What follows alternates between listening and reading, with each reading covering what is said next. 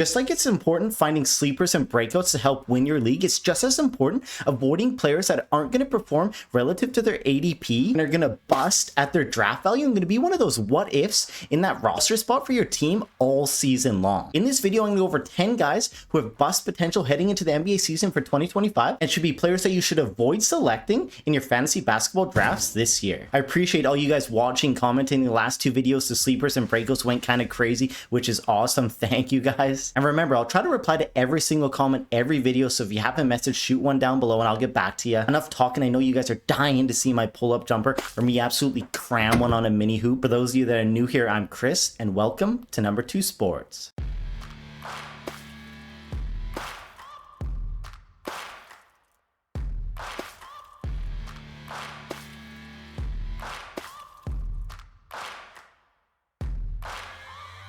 First up, we're going to have Ivica Zubac off the Los Angeles Clippers. Now, he had a career year in his 9th season in the NBA, averaging an insane 33 minutes per night. Just such a drastic increase from the 3 years prior where he averaged 26, 28, and 24. He never even came close to averaging 30 in his entire career, but there was literally no one on the depth chart. The Clippers' frontcourt depth was so thin, it required Zubac to play as much as he could handle, and it led him to having a career year for himself and averages and highs across the board practically. He averaged 16.8 points, 12.6 rebounds, 2.7 assists, and Adam Zubac had 1.1 blocks and 0.7 steals while shooting a very impressive 62.8% from the floor, and you could see why he had such a great fantasy season. So the thing with this year in 2025, I just think there's no way that Zubac is going to match or exceed his minutes from 2024. The Clippers brought in John Collins and Brook Lopez in free agency this offseason, and they didn't pay these guys to ride their asses on the pine. Ty Lue even mentioned in a recent interview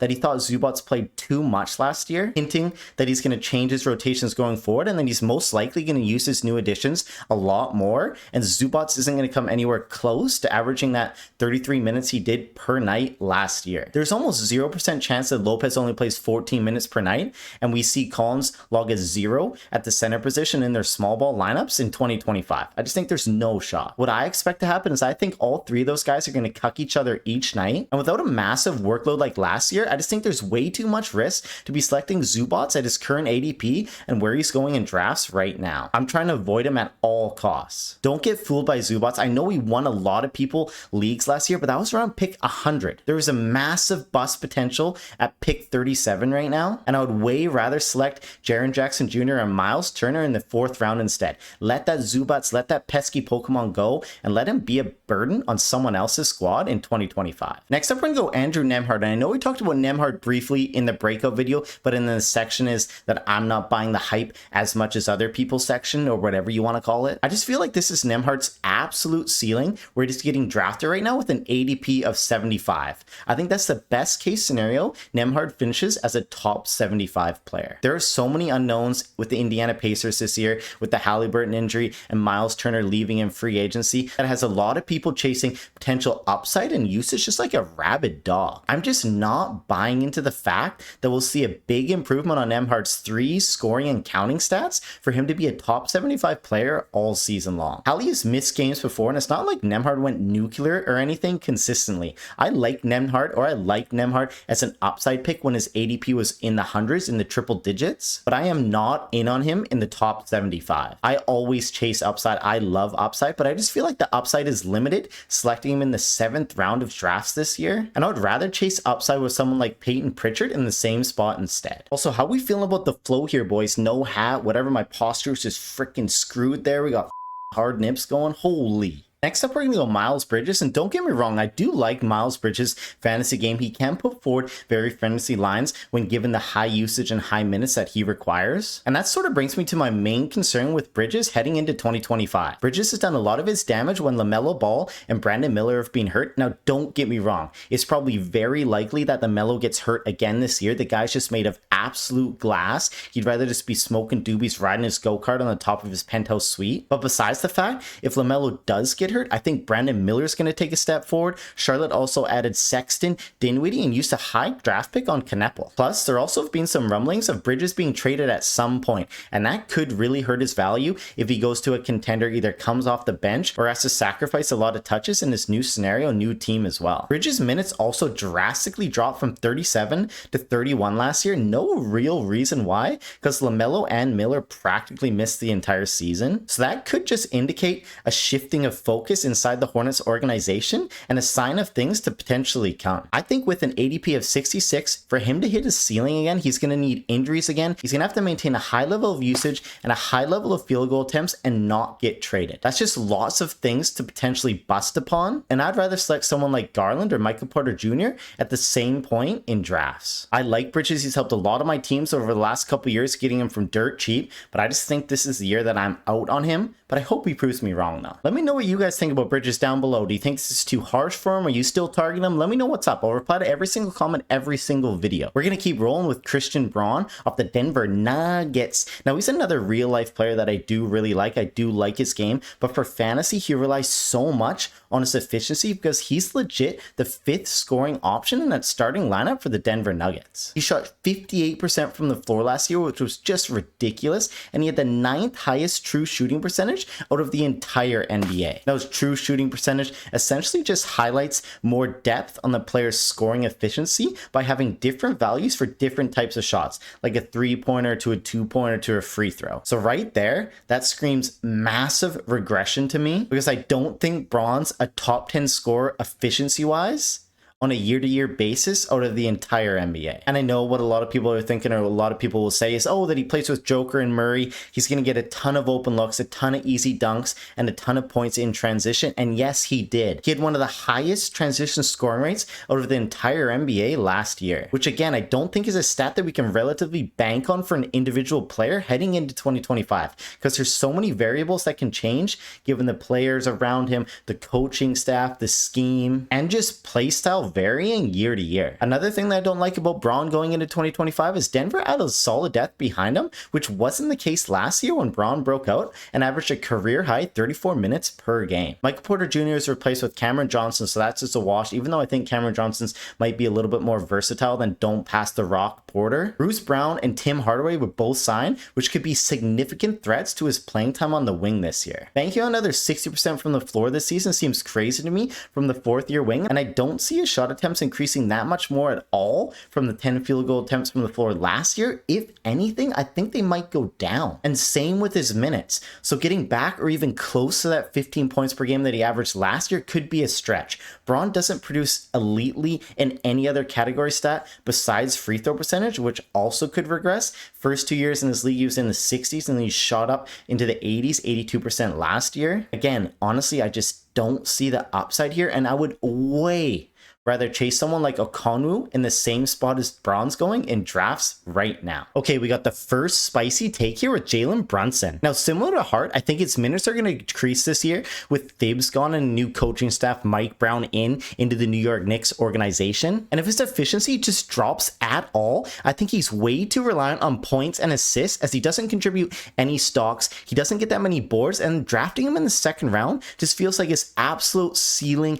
best case scenario, which I never really like drafting players at. It's more likely that they'll underperform relative to the draft capital to acquire them. If Brunson isn't spectacular this season, a lot of people will be disappointed, as he won't finish in the top 24 and will be a bust relative to the draft cost. Don't get me wrong, I love Brunson as a player. I think he's a superstar. I just feel like 2nd round is just a little too rich for me, and the margin for error for Brunson falling out of that into like a 3rd or 4th round player seems likelier than him making any leap forward. The margin for underperforming is smaller when the expectation is high. It just feels gross leaving drafts with Brunson as your 2nd round pick. But maybe I'm out to lunch though. Let me know your thoughts down below. Am I being too harsh on Brunson? Am I the only one that doesn't like Brunson in the 2nd round? Are you guys stoked to get in the 2nd round? Leave me a comment down below. Can't believe I have 2 Canadians on this list. Can I even call myself Canadian anymore? Absolutely disrespectful, I know. But next up, we have RJ Barrett from the Toronto Raptors. So regarding RJ, I believe the addition of Ingram is going to suck a lot of more touches away from Barrett. Barnes is going to continue to improve on the offensive end. He's going to increase his usage. And I think 2023 was an anomaly for Barrett with his field goal percentage being at 55% once he arrived in Toronto. Barrett's not going to get you a lot of stocks, is terrible from the line, which is wild. And again, it's so hard to predict that stat from a year-to-year basis, like I've mentioned in previous videos. There can be huge swings each year. And if the ball isn't in Barrett's hands as much with Ingram off working in isolation, like I expect he will a lot of possessions in Toronto, his assists will go down, his points will decrease, and it'll be hard pressed for Barrett to live up to his current ADP. He's never been a top 100 fantasy player in total or per game value. So for RJ to have an ADP of 84, it just seems like his potential ceiling play again, with it way more likely that he finishes closer to triple digits or in the triple digits than in the low 80s or low 70s. I honestly hope I am wrong though. I do love the Canadian kid. I still think he'll be a useful fantasy asset in 2025. I'm just not a fan of where he's getting selected right now in drafts. And I would way rather chase higher upside guys like Hassard Thompson at the same spot where you're selecting Barrett right now. I'm trying to record this right now as the Mariners are just pissing away so many freaking opportunities. It's driving me insane. Okay, another one that pains me to do it because I absolutely love the motto death by midi that DeRozan has based his entire career on, pulling up, making that mid-range game the sexiest shot in basketball. But sadly, in reality, DeRozan has declined the last 4 years, and it's just not getting any younger at the age of 36. Sacramento also has such a gross roster construction with DeRozan, Levine, Sabonis, throw in Keegan Murray and Dennis Schroeder as well. And I suspect DeRozan's shots may go down as they shift more toward Levine being that first option as he's more settled in now. He had a full offseason to mesh with the team, coaches, and scheme. Combine that with DeRozan creating his fewest shots per possession since 2015 and had more shots off passes, which essentially means that he's just really starting to show signs of his age and diminish athletic ability compared to the rest of the NBA. One stat that really just shows athleticism is rim attempts, and he only took 9.3% of his shots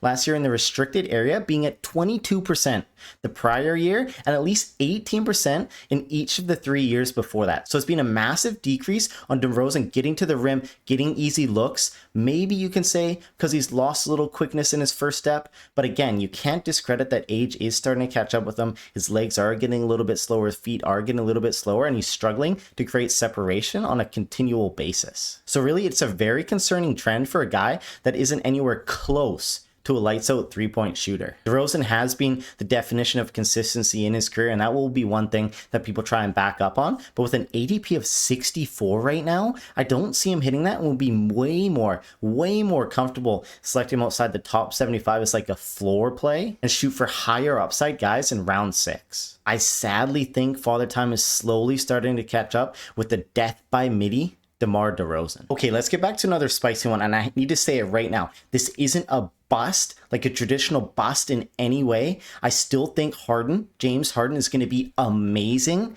I'm just saying with his ADP getting pretty much pushed up to a first round pick right now, I don't think it's very likely that he comes through on that value or exceeds that value. And I think it's more likely you could see him fall to like third round value player range in 2025. So yes, very controversial, but again, I just don't think he's going to finish as a top 5 guard. I think he's going to be closer to finishing as a top 10 guard. And when you're selecting a guy in the first round, you need him to be a stud, absolute stud. You need him to live up to that value all season long. And before you rage exit this video if you're a diehard James Harden fan, at least let me explain it first. Harden isn't getting any younger. We aren't getting prime James Harden in 2025. He's getting old. His athleticism is declining. And I know immediately you say, oh, well, James Harden has never relied on his athleticism his entire career. And yeah, that is true. But it does matter in the sense of conditioning, strength, and stamina, which can affect his shot, affect his efficiency later in the games and later in the season. Harden's three-point stroke has dropped in the last 2 years, along with his field goal percentage, and will bury you, absolutely bury you in turnovers for 9-cat leagues and could be subject to a decrease in minutes and more off nights as the season wears on. Who knows what's going to happen with Kawhi? My expectation is probably the owner's going to take fault of this for all this salary crap, manipulation, aspiration company or whatever, yada yada. I think at worst, Kawhi's going to get laid down a fat fine, but I don't think he's going to get suspended and miss any games. But again, I have no idea what could possibly happen. Kawhi did only play in 37 games played last year, which is actually pretty low for him. I should expect him to see him get closer to 60 games or at least above 50. And again, when Kawhi's on the floor, they added Bradley Beal, they added John Collins. I think that's going to take a little bit of usage away from Harden, a little bit of touches away from Harden. It's going to decrease his stats just a little bit across the board. I think Harden's usage in 2024 will be a lot higher than what it'll be in 2025.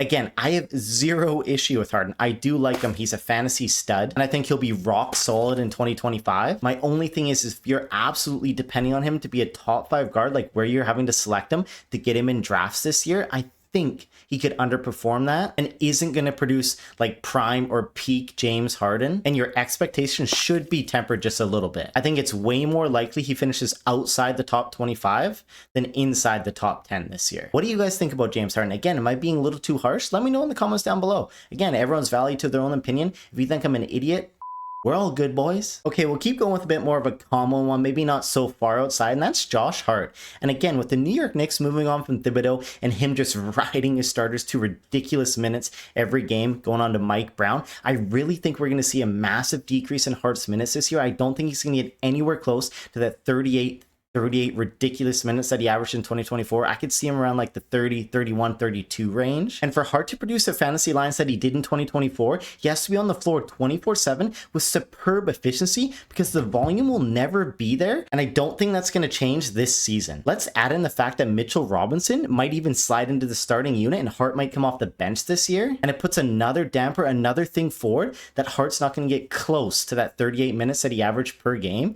2024. He's still a solid, unbelievably important real-life player for the Knicks. They do depend on him a lot, but if his minutes come back down, his counting stats are going to take a massive hit compared to last year, and it will be very hard-pressed for him to finish in the top 50, let alone the top 75. I would way rather select someone like Austin Reeves or my boy Denny in the same position. And last but not least, we're going to go Desmond Bane. Now, Desmond has a new home on Orlando this season, leaving Memphis after 5 seasons to start his NBA career, and really he had a great successful tenure there, being a nice 1-2 punch with Ja Morant, soaking up a lot of usage, a lot of shot attempts, and a ton of counting stats. I believe Bane is better suited for category leagues with his great category coverage, but I am concerned with how he's going to fit into this Orlando Magic starting unit this season. Paolo Banchero and Franz Wagner are such high usage players, both the first 2 options on the offense being heavy field goal attempt guys. I think both average close, if not over 20 shots per game last season. And honestly,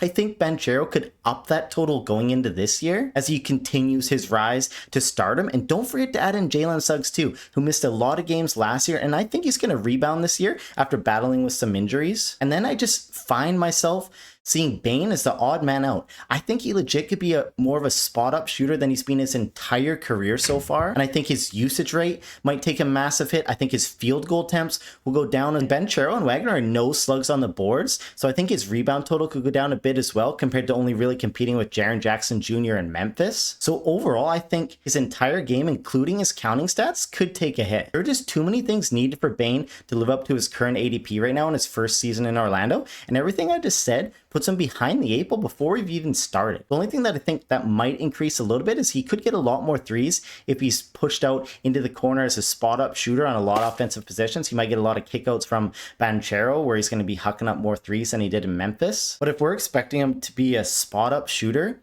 with an ADP of 42, it will be very difficult for him to live up to that without any injuries around him. And I would way rather select someone like Jamal Murray or Austin Reeves instead at the exact same spot in drafts. Holy, it's taking me forever to win, but Mariners, boys, let's go. And I know it's a basketball video, but my baseball boys will carry. Let's go, Mariners. You know, I always like to give you a couple bonus guys, a couple honorable mentions. So we're going to keep up with that trend here, boys. First up, we got Paul George. Now, easy, straightforward, huge injury risk. And regardless if he's not injured, I do think Call me crazy. I think Embiid's going to play a lot more games this year, and you already have Tyrese Maxey soaking up a ton of usage there too. His scoring's down. Honestly, I would just rather someone else have the headache than Paul George this year and chase upside elsewhere, boys. Now to round it up, we're going to go with DeAndre Ayton, and one of the big things with Ayton is he does lack traditional big man stats. He's not going to get many blocks at all. Has really bad free throw percentage, and it's just too passive on offense, especially in that Lakers starting five. Because if he isn't getting a ton of putbacks, open dunks, or alley-oops, I think he will be very hard-pressed to score anything more than 10 to 12 points on a nightly basis. LeBron, Luka, and Reese will just suck up way too much of the usage, and there'll be barely anything but scraps left behind for Ayton, especially with how passive he is on the offensive end. His rebounds will be fine, but I'd way rather chase other big men than Ayton this year with an ADP of 69. Nice. His upside to me is just so minimal, and if he doesn't improve his defense, JJ Redick and the Lakers aren't going to wait around for him. He's going to find his ass on the bench, and somebody else is going to be out there because they need a defensive anchor in the middle. And it was just so clearly shown to the world last year in the playoffs when Rudy Gobert looked like prime Wilt Chamberlain. Ayton is an okay backup plan, but please don't come out of drafts with him as your bona fide starter. Okay, but I think that's it for this video. My top 10 biggest busts that I think heading into the 2025 NBA season. I've been thinking about trying to maybe get some leagues together. Would any of you guys be interested? I'll pin a comment down below and we'll see if enough people are doing it. I could throw some Yahoo leagues together or Fantrax or Sleeper or whatever. Let me know. We'll see how many people are interested and we can go from there. But thanks again for everyone watching. You guys are awesome. You're legends. Over 1,000 subs now, which is crazy. You guys are the best. I hope you have a great long weekend. For all my Thanksgiving boys out in Canada, happy Thanksgiving. For American guys, have a great week. Have a great weekend. And I'll see you guys real soon. Oh, and for anyone else around the world, don't worry, I didn't forget about you. You have a good week too.